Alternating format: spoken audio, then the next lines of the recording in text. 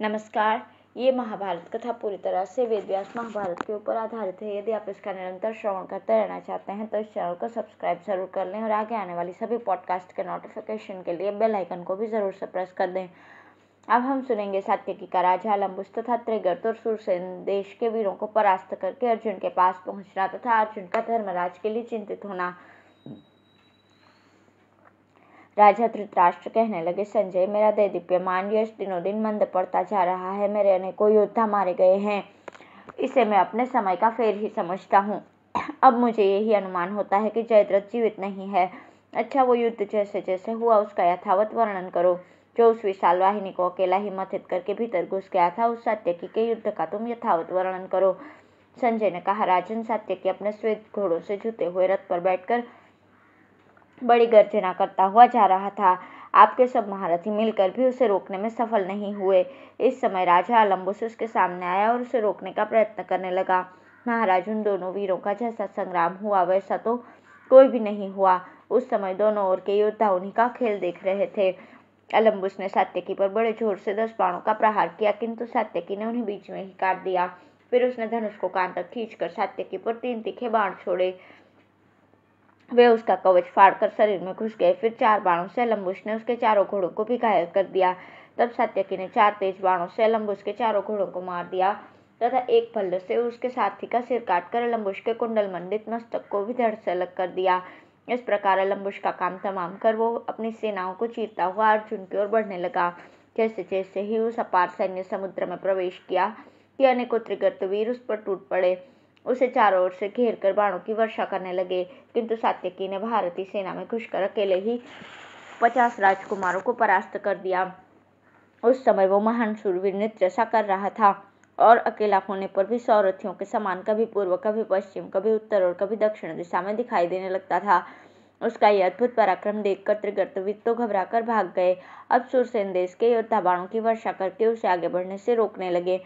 उनसे कुछ देर मुकाबला करके फिर वो कलिंग देशीय वीरों से भिड़ गया। फिर उस दुस्तर कलिंग सेना को पार करके वो अर्जुन के पास पहुंचा। जिस प्रकार जल में तैरने वाला मनुष्य स्थल पर पहुंचकर सुस्ताने लगता है, उसी प्रकार अर्जुन को देखकर पुरुष सात्यकी को बड़ी शांति मिली। उसे आते देखकर श्री कृष्ण ने अर्जुन से कहा, अर्जुन, देखो, तुम्हारे पीछे सात्यकी आ रहा है।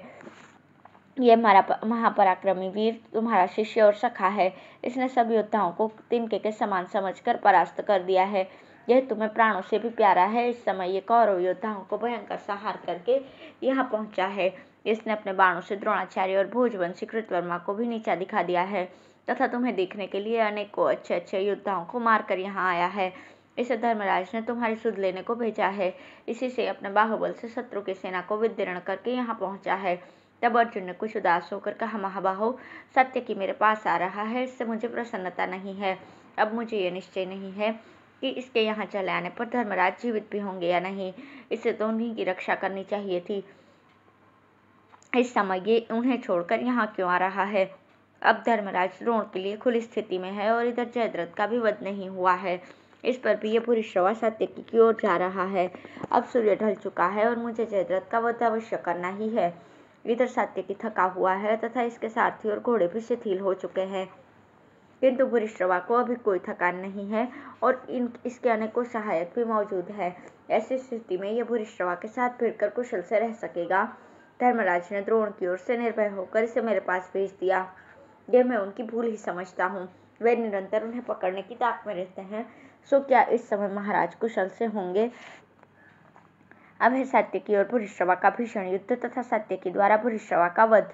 संजय कहते हैं, राजन, रणदुर्मद सात्यकी को आते देखकर भूरिश्रवा क्रोध में भरकर उसकी ओर दौड़ा तथा उससे कहने लगा, आहा, आज इस संग्राम भूमि में मेरी बहुत दिनों की इच्छा पूरी हुई। अब यदि तुम मैदान छोड़कर न भागे तो जीवित नहीं बच सकोगे। इस पर सात्यकी ने हंसकर कहा, कुरुपुत्र, मुझे युद्ध में तुमसे तनिक भी भय नहीं है। केवल बातें बनाकर मुझसे कोई नहीं डरा सकता, इसलिए व्यर्थ बकवाद से क्या लाभ है? जरा काम करके दिखाओ।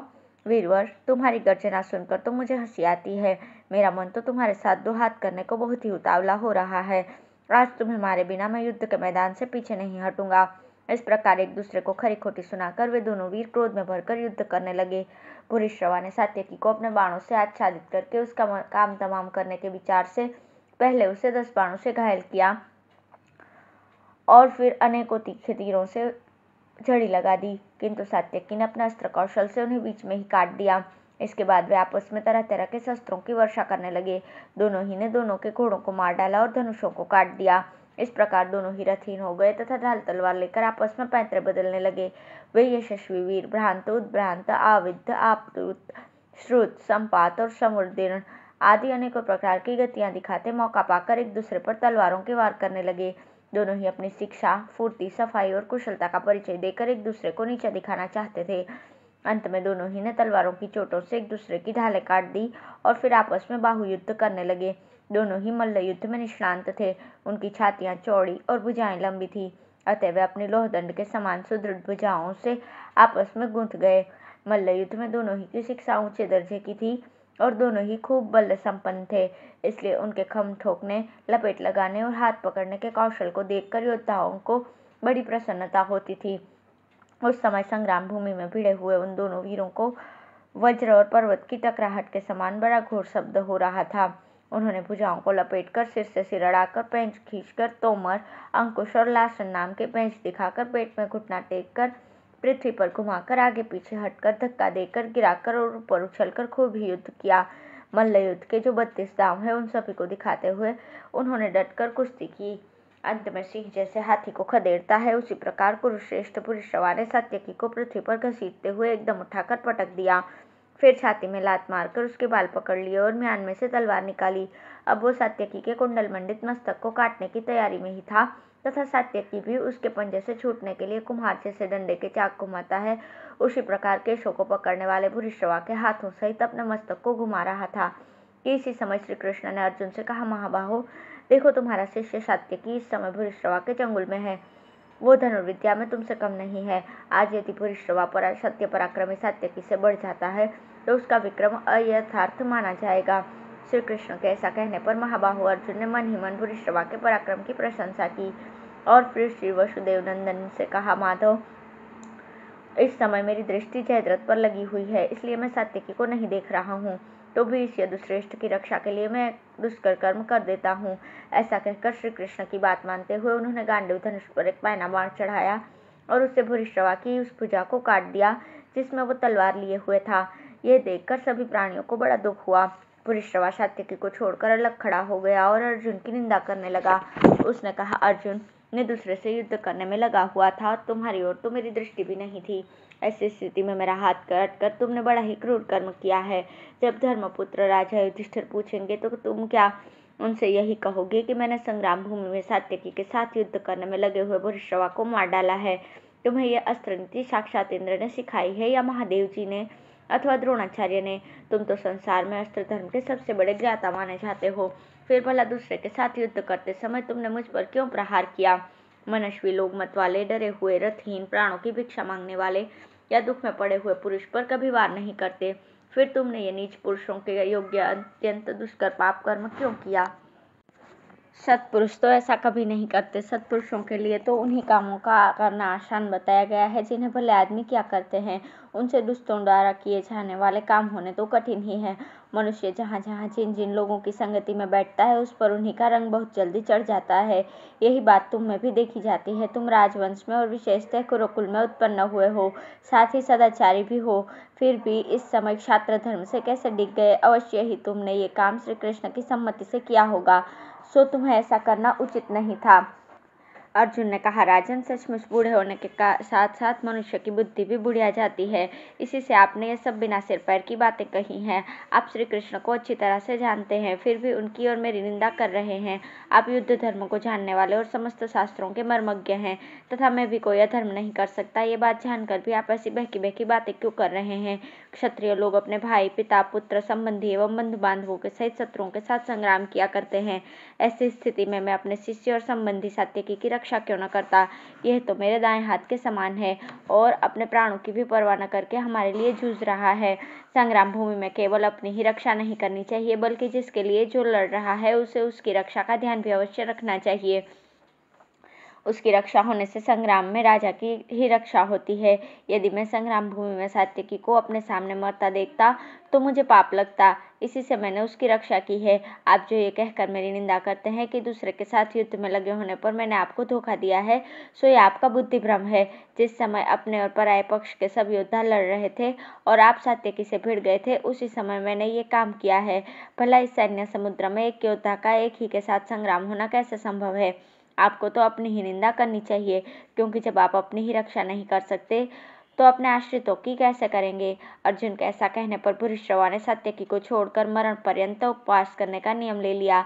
उसने बाएं हाथ से बाण बिछाकर ब्रह्मलोक में जाने की इच्छा से प्राणों को वायु में, नेत्रों को सूर्य में और मन को स्वच्छ जल में होम दिया तथा महोपनिषद संज्ञक ब्रह्म का ध्यान करते हुए योग युक्त होकर उन्होंने मुनिव्रत धारण कर लिया।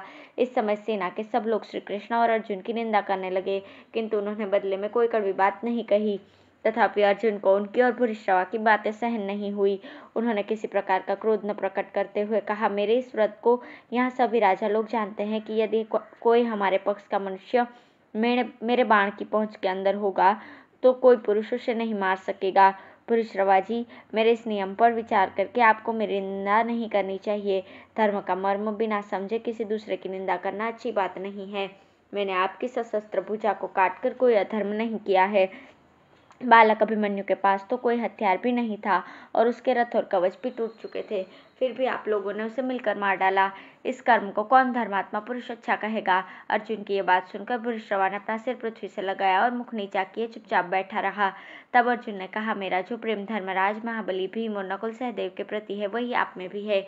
मैं और महात्मा कृष्ण आपको आज्ञा देते हैं कि आप उस नर के पुत्र शिवी के समान पुण्य लोकों को प्राप्त हों। श्री कृष्ण ने कहा, राजन, तुम निरंतर अग्निहोत्र करने वाले हो, जो लोग सर्वदा प्रकाशमान हैं तथा ब्रह्मादि देवगण भी जिनके लिए ललायित रहते हैं, उनमें तुम मेरे ही समान गरुड़ पर चढ़कर जाओ। इसी समय सात्यकी उठा और उसने निर्दोष भूरिश्रवा का सिर काटने के लिए तलवार उठाई। उसे श्री कृष्ण, अर्जुन, भीम, युधामन्यु, तमोजा, अश्वत्थामा, कृपाचार्य, कर्ण, वृषसेन और जयद्रथ सभी ने रोका, किंतु सबके चिल्लाते रहने पर भी उसने अनसंवृतधारी भूरिश्रवा का मस्तक काट दिया। फिर उसने अपनी निंदा करने वाले कौरवों को ललकार कर कहा, अरे धर्मिष्ठता का ढोंग रचने वाले पापियों, तुम जो धर्म की दुहाई देकर मुझसे कह रहे हो कि मुझे भूरिश्रवा को नहीं मारना चाहिए था, सो जिस समय तुम लोगों ने सुभद्रा के पुत्र शस्त्रहीन बालक अभिमन्यु की हत्या की थी, उस समय तुम्हारा धर्म कहाँ चला गया था? मेरी तो ये प्रतिज्ञा है कि यदि कोई पुरुष संग्राम में मेरा तिरस्कार करके मुझे जमीन पर घसीटकर जीवित अवस्था में ही लात मारेगा, वो फिर मुनिव्रत धारण करके ही क्यों न बैठ जाए, उसे मैं अवश्य मार डालूंगा। राजन, सात्यकी का ऐसा कहने पर फिर कौरवों में से किसी ने भी कुछ नहीं कहा, परंतु मुनियों के समान वनवासी यशस्वी भूरिश्रवा का इस प्रकार वध करना किसी को भी अच्छा नहीं लगा।